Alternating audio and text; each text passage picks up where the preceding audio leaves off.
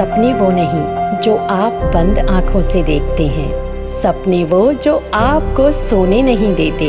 क्या आपके भी कुछ ऐसे ही सपने हैं? आसमान को छू लेने के सपने, भविष्य में कुछ कर दिखाने के सपने, अपना और परिवार का नाम रोशन करने के सपने। आपके family astrologer and vastu consultant Sharda ji, right guidance and right time will lead you to success.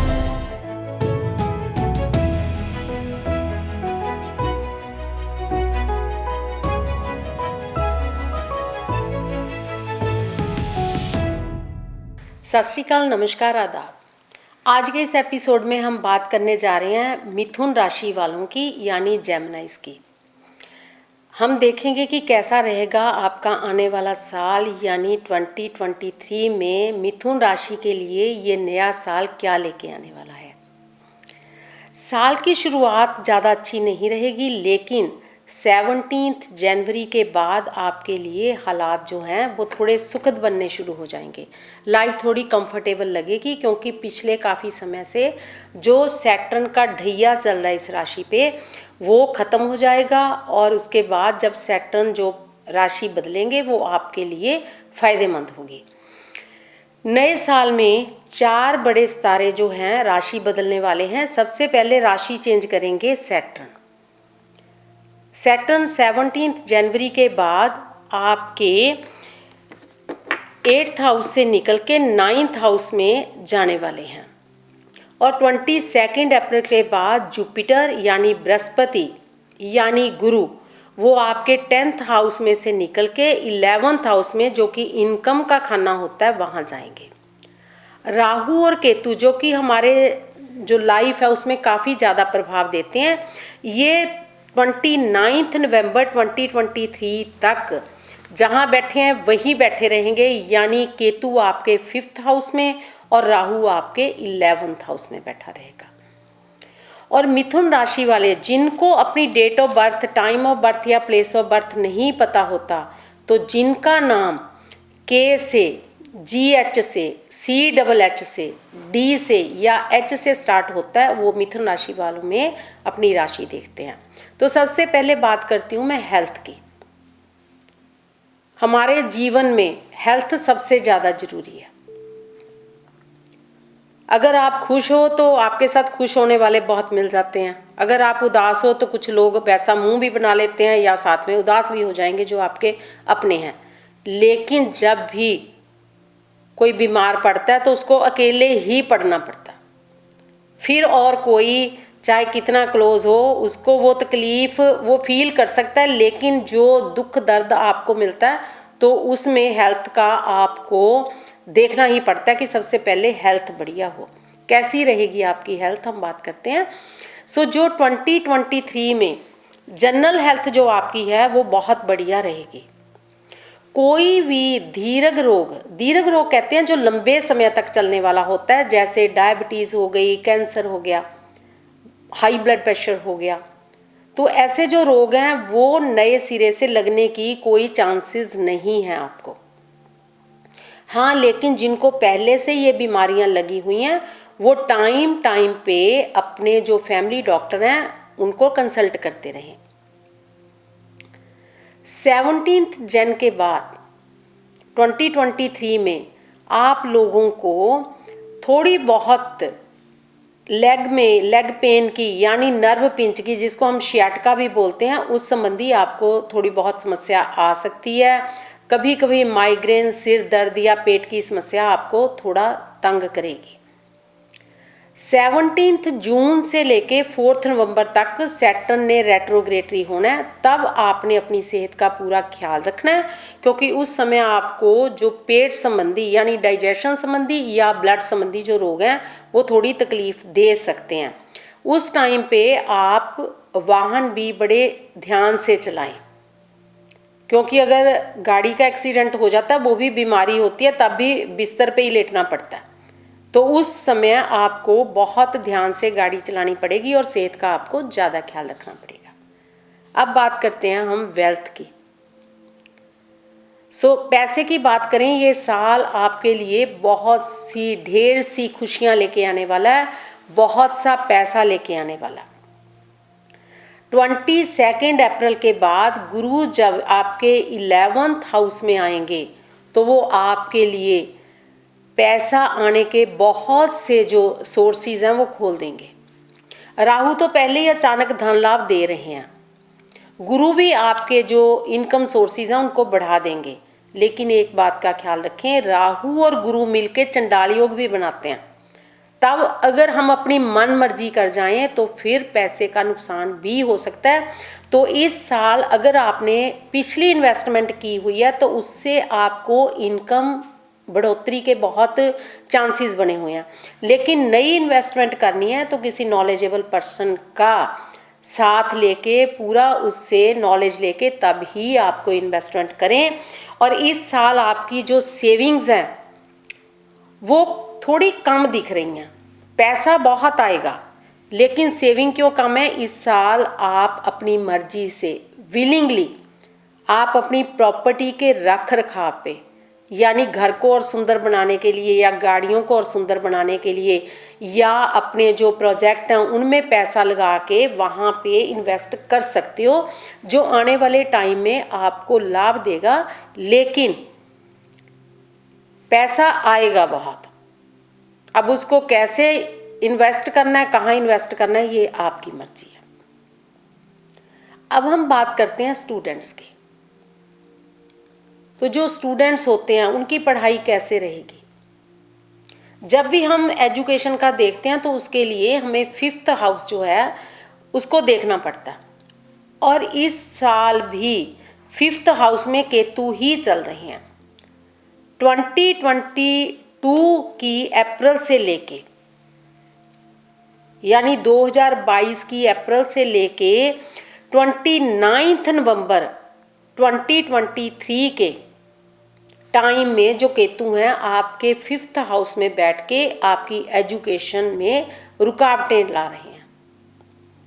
कुछ ऐसे स्टूडेंट्स हैं जिन्होंने पढ़ाई छोड़ रखी है, जो जेमिनीज हैं, और कई जिन्होंने अपनी एजुकेशन काफ़ी कर ली है तो वो नेक्स्ट लेवल के लिए वेट कर रहे हैं कि कब एडमिशन मिले तो कब वो अपना नेक्स्ट लेवल स्टार्ट करें।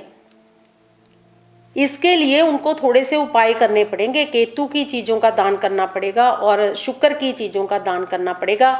यानी केतु के लिए जो खट्टे फल हैं वो दान किए जाते हैं और शुक्र के लिए वाइट चीज़ें हैं वो दान की जाती हैं।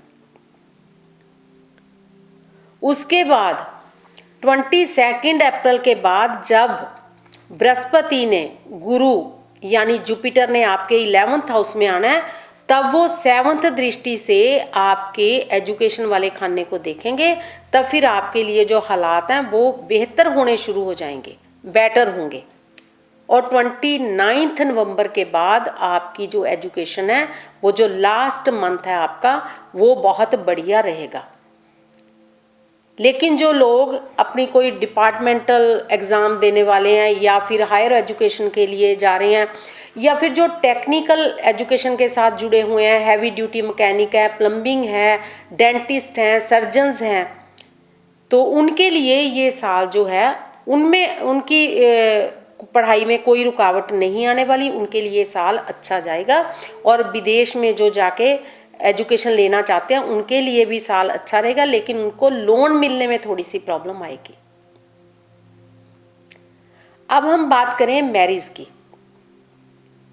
जिन्होंने अपनी पढ़ाई पूरी कर ली, जॉब कर रहे हैं, तो वो जीवन साथी ढूंढ रहे हैं या जीवन साथी ढूंढा हुआ है, उनके लिए 22 अप्रैल के बाद शादी का पूरा योग बना हुआ है। जिनको जीवन साथी नहीं मिला उनको जीवन साथी मिल जाएगा, और जिनकी शादी की उम्र हो गई है उनके लिए 22 अप्रैल के बाद शादी का योग बनता है। अगर हम बात करें आपकी मैरिड लाइफ की, शादीशुदा लाइफ की, उसमें आपका जो टाइम है वो बढ़िया जाने वाला है, क्योंकि इस साल कोई भी पापी ग्रह, जिसमें 3 ग्रह आ जाते हैं, राहु, केतु और शनि, कोई भी आपके शादी वाले हाउस को यानी 7th हाउस को नहीं देख रहा। इसलिए आपकी मैरिड लाइफ ठीक रहेगी। लेकिन कभी कभार आपका क्रोध और आपके तीखे शब्द आपकी मैरिड लाइफ को डिस्टर्ब कर सकते हैं, जो कि फिर जल्दी नॉर्मल भी हो जाएगी। सो आपको क्या करना है, अपनी स्पीच पे, अपने एंगर पे कंट्रोल करना है, उसकी गुड मैनेजमेंट करनी है ताकि आपकी जो मैरिड लाइफ है वो बढ़िया चले। इसी के साथ हम लेते हैं एक छोटा सा ब्रेक और बात करेंगे हम संतान प्राप्ति की।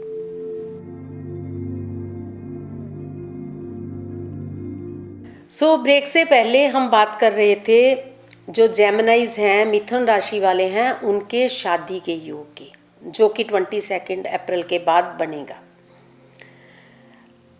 जिनकी शादी हो गई है वो कपल संतान प्राप्ति के लिए ट्राई कर रहे होते हैं, या जिनकी संतान है, जिनकी तो संतान है उनको 29 नवंबर तक संतान की एजुकेशन को लेके, उनके करियर को लेके, उनकी जॉब को लेके या उनकी शादी को लेके जो छोटी मोटी चिंताएं हैं वो ऐसे ही बरकरार रहेंगी।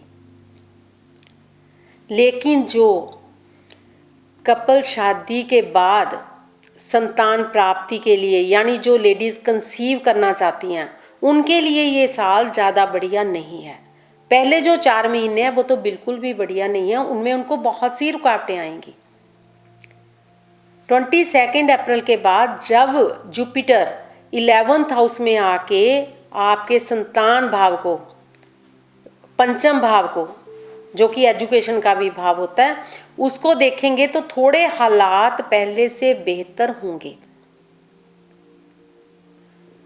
इसमें यह दिखाई देता है कि जो लोग किसी मेडिकल तरीके से, यानी IVF, IUI या सरोगेसी से, या जिनके थोड़ी बहुत कोई समस्या है तो छोटी मोटी सर्जरी से, यानी मेडिकल हेल्प लेके उनका जो है कंसीव करने का बना हुआ है ये साल।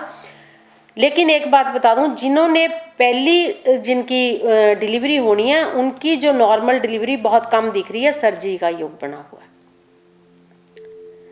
29 नवंबर के बाद जब केतु ने राशि चेंज कर लेनी है, तब उसके बाद गुरु की दृष्टि वैसे ही रहेगी। सो नेचुरल तरीके से या नॉर्मली हम कहें तो 29 नवंबर और सारा दिसंबर का महीना जो है वो संतान प्राप्ति के लिए बहुत बढ़िया रहेगा।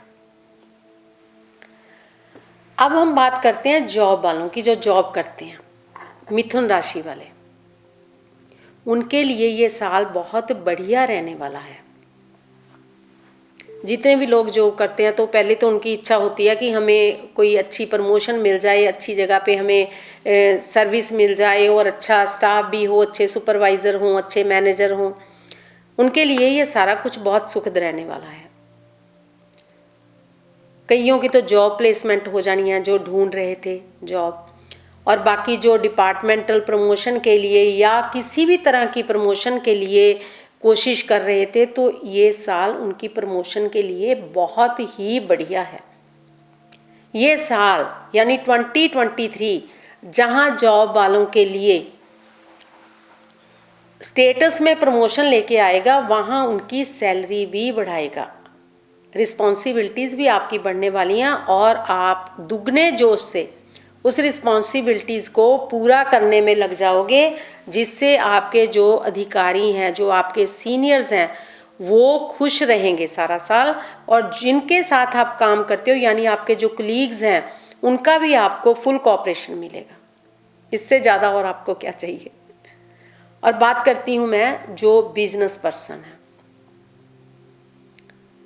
जो भी सेल्फ एम्प्लॉयड है या बिजनेस पर्सन है, उनके भी इस साल जो हैं वो इनकम के बहुत सारे सोर्सेज खुल रहे हैं। एक तो जिनके बिजनेस के आगे फ्रेंचाइज होते हैं, वो दिख रहा है कि वो अपने फ्रेंचाइज बढ़ाएंगे। उन फ्रेंचाइज को बढ़ाने से भी उनकी इनकम है वो बहुत बढ़ने वाली है। और इनकम की जो बढ़ोतरी है वो उसको और इन्वेस्टमेंट करेंगे अपने नए नए प्रोजेक्ट लगाने में, और जो उनका प्रोजेक्ट ऑलरेडी है उसको और ज़्यादा अच्छा बनाने के लिए नई मशीनरी लगा सकते हैं, नए और एक नए प्रोजेक्ट पे काम कर सकते हैं।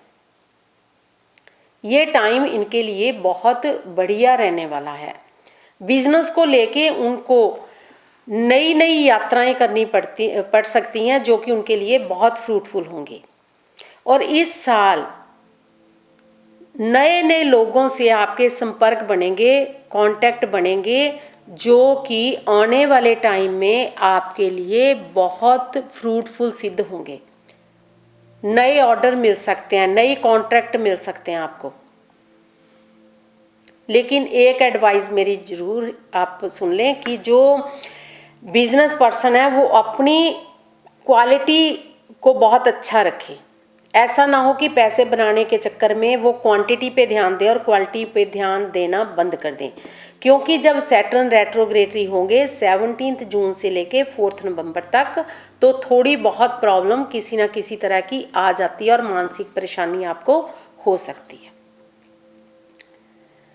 ये थी बिजनेस की बात।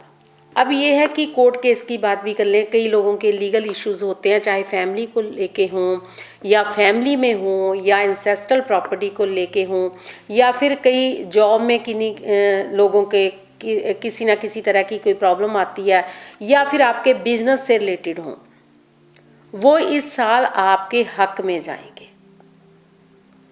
17 जनवरी के बाद सैटर्न आपकी हेल्थ को थोड़ा बहुत प्रभावित जरूर करेंगे, खास करके आपको सियाटिका की प्रॉब्लम ज़्यादा दे सकते हैं, लेकिन कोर्ट केस में हेल्प जरूर करेंगे, क्योंकि उनकी दृष्टि आपके 6th हाउस पे, जो कि रोग का, ऋण का और कोर्ट केसेस का होता है। सो कोर्ट केस में आपकी हेल्प होगी। जहाँ तक हम बात करें नई प्रॉपर्टी खरीदने की, तो इस साल आपके योग बने हुए हैं, आप प्रॉपर्टी लेंगे भी और प्रॉपर्टी के रख रखाव पे भी खर्च करेंगे और अपनी मर्जी से खर्च करेंगे। कोई ऐसा योग नहीं बना हुआ कि ज़बरदस्ती आपको खर्च करना पड़ेगा। जैसे कई बार घर में कुछ प्रॉब्लम हो गई, मशीनें ख़राब हो गई, घर का फ्रिज ख़राब हो गया या कुछ और ख़राब हो गया या फिर कार ख़राब हो गई, नहीं, ये ठीक रहेगा सारा कुछ, लेकिन फिर भी आप अपनी मर्जी से घर को और सुंदर बनाने के लिए, अपने प्रोजेक्ट्स को और आगे बढ़ाने के लिए आप खर्च कर सकते हो। एंसेस्ट्रल प्रॉपर्टी भी मिलने के आपको पूरे चांसेस जो हैं वो बने हुए हैं। बात करें हम वास्तु की, जो मिथुन राशि है, जेमिनीज है, इनका लॉर्ड ऑफ असेंट बुध है। किसी भी स्थान में, चाहे वो रेजिडेंशियल हो या कमर्शियल हो, वहां बुध का स्थान जो है वो नॉर्थ दिशा होती है। लेकिन जो मिथुन राशि है उसकी दिशा है वेस्ट। यानी मिथुन राशि वाले अगर अपना बिजनेस एक्सपेंड करना चाहते हैं या कोई और नई प्रॉपर्टीज लेना चाहते हैं या कोई जॉब ढूंढ रहे हैं, तो आप अपने बर्थ प्लेस से जितना वेस्ट की तरफ मूव करोगे वो आपके लिए और ज़्यादा तरक्कियां लेकर आएगा। घर में भी बात करें हम, इस साल आपने ख्याल रखना है, चाहे वो आपका घर है या चाहे आपका कमर्शियल कॉम्प्लेक्स है, आपका बिजनेस प्लेस है, तो वहाँ पे नॉर्थ वेस्ट पे कोई भी टूटी फूटी चीज़ मत रखें, नहीं तो ये आपके कॉन्टैक्ट्स को और कॉन्ट्रैक्ट्स को कम कर सकती है और आपकी चिंताएं बढ़ा सकती है, आपको एंग्जाइटी की प्रॉब्लम दे सकती है। और साउथ ईस्ट में जहां हम बात किया करते हैं कि किचन सबसे अच्छी होती है, वहां भी बिजली के उपकरण होते हैं, लेकिन अगर इस साल आपने वहां पे कोई ऐसा सामान रखा जो कि आप यूज़ नहीं करते हो या जो वर्किंग ऑर्डर में नहीं है, जैसे कई बार मशीनरी ख़राब हो जाती है, हम उसको फेंकने में कई महीने लगा देते हैं, वो आपको वहाँ से मूव कर देना चाहिए, नहीं तो वो भी आपके लिए पैसे का नुकसान लेके आ सकता है। और अंत में हम बात करें कि इस साल को और बेहतर बनाने के लिए और बेटर बनाने के लिए आप क्या कर सकते हो। हेल्थ से रिलेटेड सिर्फ आपको जो सैटर्न है वो आपको, जैसे बताया मैंने, सियाटिका की प्रॉब्लम दे सकते हैं, या फिर पहले जो दीर्घ रोग लगे हुए हैं उसके में थोड़ा सा वो बढ़ोतरी कर सकते हैं। उससे बचने के लिए आपको सैटर्न से संबंधित जो चीज़ें हैं वो दान करनी चाहिए। जैसे किसी भी तरह का अनाज, गर्म कपड़े या फिर शू वगैरह आप दे सकते हो दान में। जो दान है आप कहीं रिलीजियस प्लेस पे भी दे सकते हो। आप अगर जुड़े हुए हो किसी रिलीजन से, तो अगर आप किसी भी रिलीजन से संबंध रखते हो, या फिर आप फूड बैंक में दे सकते हो, या किसी भी जो नीडी पर्सन है, जो ज़रूरतमंद है, उसको दे सकते हो। क्योंकि दान देने से पैसा कम हो सकता है लेकिन लक्ष्मी कम नहीं होती। तो ये जब हम दान करते हैं तो ये एक तो गरीब का जो ब्लेसिंग्स तो आपको मिलता ही मिलता है, तो उसकी जगह पे परमात्मा भी हमें और दे देता है। सो किसी की ज़रूरत के लिए वो चीज़ दो जो उसके लिए भी काम की हो और आपके लिए भी हेल्पिंग हो। अब सीज़न भी आ रहा है, गर्म कपड़े बहुत लोगों को चाहिए, बहुत से लोग होमलेस हैं, तो उनके लिए आप कर सकते हो। या कोई ऐसा गरीब है जिसकी कंस्ट्रक्शन के लिए, घर की कंस्ट्रक्शन की जिसमें हिम्मत नहीं है, तो आप उसकी भी हेल्प कर सकते हो, क्योंकि सैटर्न के अंडर जो कंस्ट्रक्शन का सामान भी आ जाता है। जैसे मैंने बात की थी कि जो स्टूडेंट्स हैं और जो संतान प्राप्ति के लिए कोशिश कर रहे हैं, उनको शुक्र और केतु दोनों चीज़ों का दान करना चाहिए।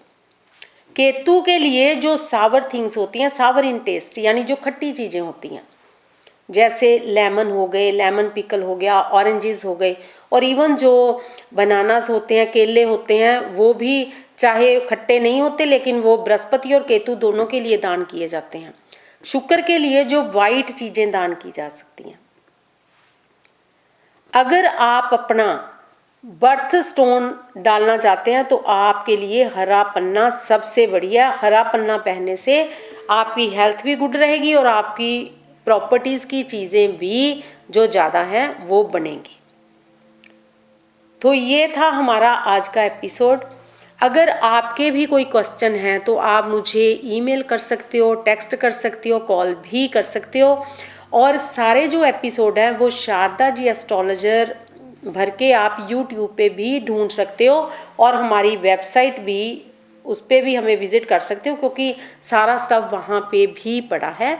इसी के साथ आपसे आज्ञा चाहती हूँ, मिलेंगे अगले हफ्ते। धन्यवाद।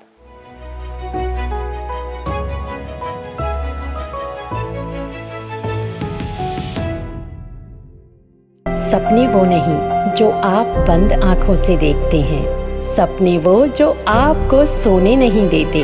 क्या आपके भी कुछ ऐसे ही सपने हैं? आसमान को छू लेने के सपने, भविष्य में कुछ कर दिखाने के सपने, अपना और परिवार का नाम रोशन करने के सपने। आपके family astrologer and vastu consultant Sharda ji, right guidance and right time will lead you to success.